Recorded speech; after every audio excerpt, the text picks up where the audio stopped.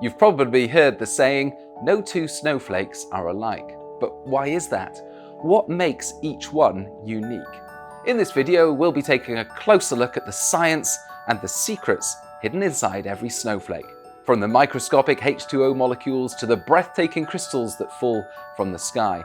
I'll even be meeting the physics professor who designs snowflakes in his lab and has made tremendous strides in furthering our understanding of how their intricate shapes are formed.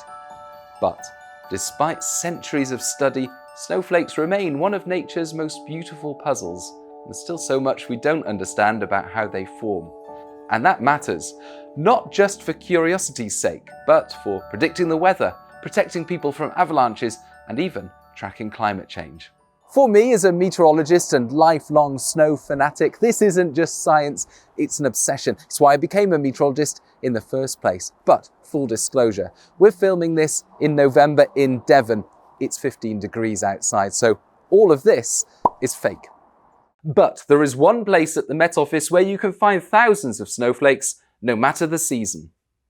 Snowflakes in Photographs by Wilson Bentley. In this book, there is page after page of snowflake images, all more than 100 years old and captured by Bentley, more than 2,000 snowflakes. And although each one is based on a basic hexagon, each one is unique. You can't find two alike. They are all astonishingly beautiful. Wilson Bentley, better known as Snowflake Bentley, grew up on a farm in snowy Vermont during the late 1800s. He was obsessed with snow. Age 19, he rigged up a camera to a microscope in a freezing barn and became the first person ever to photograph a single snowflake before it melted. He spent decades chasing snowstorms, sometimes catching flakes on black velvet and racing to photograph them before they vanished. Bentley eventually captured over 5,000 snowflake images, revealing a hidden world of shapes and patterns no one had seen before. Bentley was the first to suggest that no two snowflakes are alike. It's not surprising, really. Each one takes its own distinctive journey through the clouds.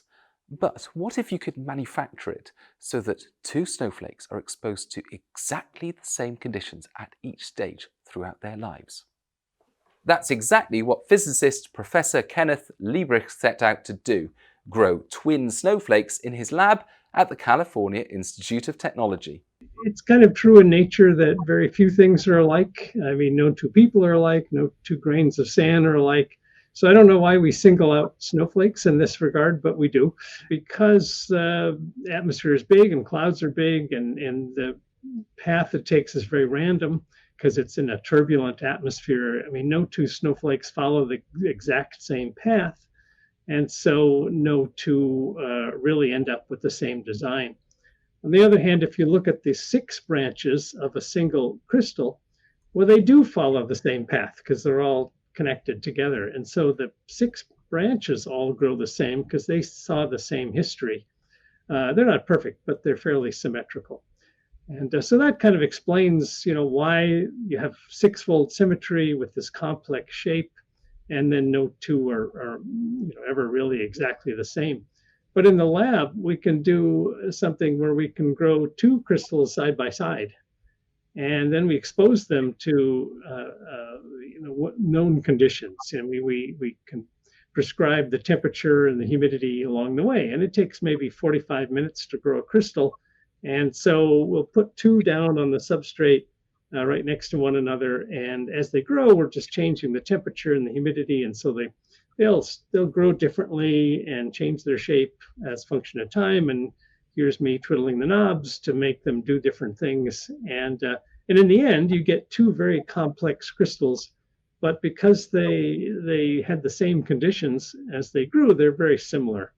And I like to call them identical twin snowflakes because they're like identical twin people. They are not absolutely the same, but they're a lot more similar than you might otherwise expect. So they're pretty similar. And you can design these snowflakes. You can determine the path that these snowflakes follow. Oh, absolutely. I mean, the snowflakes are fixed, so they're sitting on the substrate, and it's very easy to set it up so that the temperature is controllable and the humidity as well. And so one could even imagine, making putting a computer in charge of all of this and just churning them out. But we don't do that. It's just kind of for fun. So we do make the temperature and humidity variable, but we don't try to control it very precisely because there's not much point in that. So it's sort of fun. You just start the crystal growing and you say to yourself, well, I would like to make the branches do this, and it's okay, enough of that. Now I want to do this over here. And so you can kind of watch it grow and predict how it will respond when you change the conditions. In his lab, Professor Ken Libbrecht has become something of a snowflake artist. He starts with a seed crystal placed on an electric ice needle. Then he carefully adjusts the temperature and humidity surrounding the crystal. Ken can guide how it grows. He describes it as a new form of ice sculpture. Do you want longer branches? Ken can increase the humidity. Do you prefer a more compact plate-like flake? He'll lower the temperature. Sometimes he'll even change conditions mid-growth, watching as the snowflake responds in real time, growing new arms, spouting side branches, or forming intricate patterns. In fact, Ken has become such an authority on snow crystals that he even helped Disney animators create the snow for Frozen. I was just sitting in my office, as I like to say, minding my own business, and the phone rings, and I pick it up, and it was like, this is Disney Studios, and we're making a movie, and it's all hush hush. We can't tell you anything about the movie, but there will be snowflakes in the movie, and we would like to have the snowflakes kind of anatomically correct. And so would you come and tell us about snowflakes? You're the expert. And so Disney Studios is in Burbank, which is just a few miles, west of Pasadena, where I live. And so I went there one afternoon and I talked to a bunch of people about snowflakes. And, mostly I just said, they've got 6 sides. It's like not 4, not 5, not 7, not 8, 4. I mean, 6 sides just, and try, because you look online and you'll see snowflakes with 4 sides and 8 sides, and it's like no, that's not how it works at all. It got to be 6. And I also asked them, it's like, well, why do you really care? You're making a movie. Of course, by then they told me about the movie, and so I knew something about it. And it's like, well, the snow does not play a big role in the movie, but why do you really care? And the producer, I thought it was really interesting. He said, well, we've been doing this at Disney animation for a long time, and we've learned that you can do the Disney magic, but there has to be limitations because people don't like it otherwise. And so it's okay to conjure up snowflakes from your fingertips. That's fine, but they have to be real snowflakes. And so when the movie came out, of course I rushed to go and see it, and I was very pleased because all the snowflakes were 6-sided. And not only that, but all the ice columns and all the ice scenery all had this kind of 6-fold symmetry to it. And I just thought, this is perfect. I mean, they made it just right, and it had a theme. I mean, it had a natural 6-fold symmetrical theme to it, and it wasn't chaotic. It had like a piece of music. It's not just a bunch of notes strung together. There's a theme of some kind. And in this case, they really did a nice job with the ice theme, and so I was very pleased. I'm going to watch that movie with a different perspective now. They might have a talking snowman, but the snowflakes are scientifically accurate. I was certainly never so excited to see a movie win an Oscar then. Yeah, it was the snowflakes. It was the snowflakes that did it. Disney's team built a snowflake generator that produced roughly 2,000 unique designs, making sure the film's snow looked authentic rather than repetitive. That fascination with snowflake structure mirrors a century of scientific efforts to classify these intricate forms. From Nakaya and Sakido's 21 categories in 1936 to Magono and Lee's 80 in 1966, and more recently Kikuchi et al. In 2013, offering up 121 categories including rare polar forms such as spearhead and seagull crystals. Despite these efforts, there is no standard universal list, and for good reason. As humans, we like to talk about things, and if you're going to talk about them, you got to give them names. So we start naming the different types of snow crystals just so then you can talk about them. And so there are sort of general categories. I mean, the one everybody thinks about is called a stellar dendrite. That's a star-shaped so stellar, and dendrite, meaning the branches are kind of have side branches.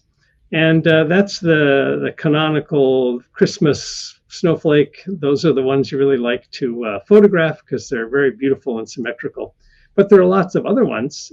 For example, columns, hexagonal columns are very common. So you think of wooden pencils just made of ice, but they're small. They're only a couple of millimeters long, and it's hard to see them with the naked eye. So you need to have some magnification, usually a magnifier. So so columns are good, and a lot of them are hollow. They're hollow columns, meaning they have kind of hollow ends, and those are very common. You can get these other types that are combinations of columns and plates, which is called a capped column. And these are fairly rare, except when you go look for them, you can usually find them if you know what you're looking for. And that is a column. So you imagine a hexagonal column. It grows for a while. And then the conditions change, usually gets colder because the crystal is rising into colder temperatures as it's growing. So it starts out at around -5 or 6 or 7 degrees, forming a column. That's when columns form. And then it's being pushed up, and it gets down to -13, 14, and then plates will form on the ends of the column. So you end up with this column with plates on the end. So it's like a dumbbell or two wheels on an axle. And they're very distinctive looking, and they're large enough so you can kind of see them with the naked eye. But if you have a little magnifier, you see them right away because they're very distinctive looking. So that's another kind. Some of them are more plate-like, and so we have sectored plates is another one we name. We have a lot of names for things, and so and it's a little like naming, say, bread or colors. You can start with a few names, and if you want, you can just enlarge the number of names. And you can do this with snow crystals too. There are some, in terms of how they grow and the physics behind how they grow, there are certain categories that kind of make sense in terms of the growth that's going on. And then you could just elaborate on the names to your heart's content. Ken was able to come up with a model that predicted when certain types of snow crystal would form, and his lab tests proved it right, including an extraordinarily rare specimen. I had known about triangular snow crystals. These have been seen for 150 years. And again, nobody quite understood why triangles sometimes form and not hexagons. It's usually hexagons. Occasionally you get triangles falling out of the sky. They're in Bentley's book too. And I looked at my model, and it's like, oh, if you go to a certain temperature, -14 degrees, and just very low humidity, just not zero, but just a certain characteristic humidity, the triangles ought to appear. And it's a very small region of phase space. So it has to be just a very small region of temperature and humidity. And so you don't normally go to -14 degrees and 7% supersaturation. I mean, that's not an obvious place to go. But the model predicted that's when triangles would appear. So I went in the lab, and sure enough, triangles, triangles, triangles. So it's like, all right, that's a good sign. When your theory, your model explains things you didn't set out to explain, but it just popped out, then that's a good sign that maybe you're on the right track, right? Predicting snow crystal shapes in the lab is one thing, but in nature, snow crystals are shaped by ever-changing atmospheric conditions. Their story begins as tiny water droplets high in the clouds, droplets that can stay liquid down to -40 degrees Celsius. These are called supercooled droplets, and they only freeze when they find something to latch onto. When a droplet touches a speck of dust, it freezes instantly, becoming the seed of a snowflake. At the molecular level, water molecules, 2 hydrogens and 1 oxygen, arranged at a 105-degree angle, slow down as they cool and start to connect. These atomic boomerangs naturally lock into a hexagonal pattern, ultimately giving snowflakes 6 sides. From that first hexagon, the snowflake goes through a process known as faceting. Their rough, uneven edges fill in because water molecules are more likely to attach to spots where there are gaps or bumps, and as more molecules join, they naturally settle into these irregularities, smoothing them out.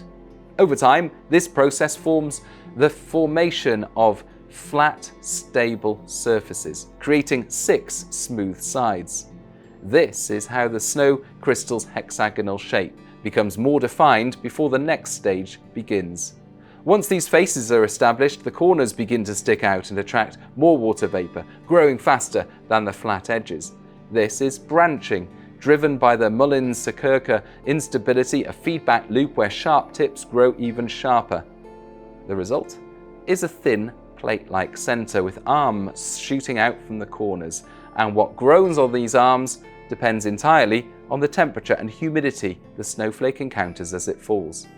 Scientists spent decades trying to make sense of all these different shapes, until a breakthrough in the 1930s. That's when a Japanese physicist created the first detailed map showing how snowflake shapes change with the weather. This is called the Nakaya morphology diagram. Ukehiro Nakaya was a physicist in Hokkaido, Japan.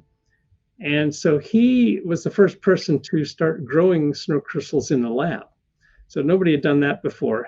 He used this brand new technology, refrigeration, which was very new at the time in the 1930s.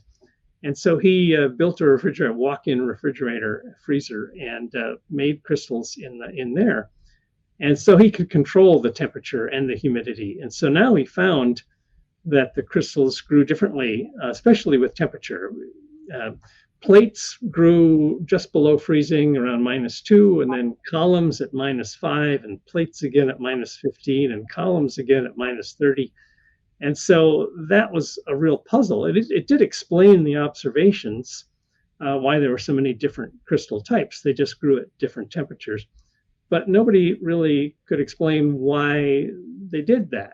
I mean, it was an observation. It was purely empirical.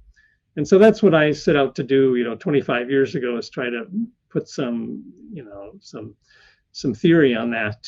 Ken's research has revealed the very specific combinations of temperature and humidity that lead to the huge variety of snowflake shapes we see in nature. At the heart of every snow crystal is a simple hexagonal structure built from water molecules locking together. But how that crystal grows, whether it forms a flat plate or a slender column or a star-shaped dendrite, depends on the competition between 2 types of surface, the basal and prism planes. The basal plane is the flat top and bottom of the hexagon, while the prism planes are the 6 vertical sides. Each of these surfaces grows at a different rate depending on the temperature and humidity. For example, at certain temperatures, the basal plane grows faster, creating columns.